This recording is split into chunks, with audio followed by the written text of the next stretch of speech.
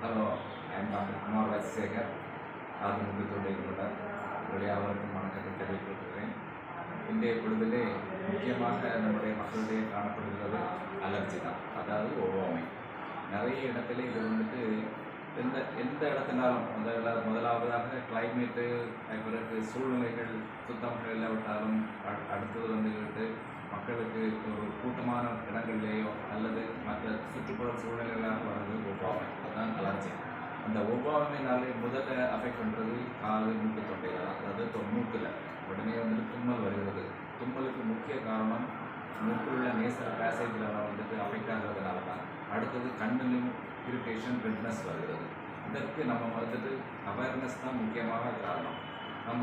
நம்முடைய சுற்றுப்புற சூழ்நிலைகளை நம்ம சுத்தமாக வைத்திருந்தால் இந்த ஒவ்வாமைகளை நம்ம தவிர்த்து விடலாம். முக்கியமாக நம்முடைய வீட்டிலே நம்முடைய அந்த சுத்தத்தை பேணி காக்க வேண்டும். நாம் படுக்கிற படுக்கையில் வந்துட்டு பெட்ஷீட்டு, தலைநீர் தினம் நாம் சுத்தப்படுத்தினால் அதன் மூலம் அலர்ஜி வருவதில்லை. வெளியில் உள்ள நம்ம வீட்டில் உள்ள குப்பைகளையும் ஒரு இடத்துல கரெக்டாக வைத்திருந்தால் அதிலிருந்து வரக்கூடிய அலர்ஜி மாதிரி நம்ம மாற்ற முடியும். இதற்கு பல முறைகள் இருக்கிறது. இதில் இந்த முக்கியமாக மூக்கினால் வளர்ச்சி இருந்து ஆஸ்துமா வரை போகிறோம்.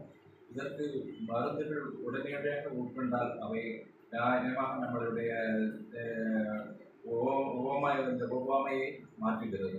அதற்கு முக்கியமான காரணம் தான். அதே போல் இந்த அலர்ஜினாலே கண்களிலும் எரிச்சல் வரும், ரெட்னஸ் வரும். அதற்கும் நாம் சரியான முறையிலே கண்களை, ஏதாவது ஆகாரங்களை கரெக்டாக நாம் சாப்பிடும் பொழுதும் குளிர்ந்த ஆகாரங்களை தவிர்த்து வேண்டாததை பொருட்களை தவிர்க்கும் போது இந்த மாதிரி வருது. இதன் மூலம் மக்கள் நன்மை அடைய வேண்டும் என்று தான் நாங்கள் விரும்புகிறோம்.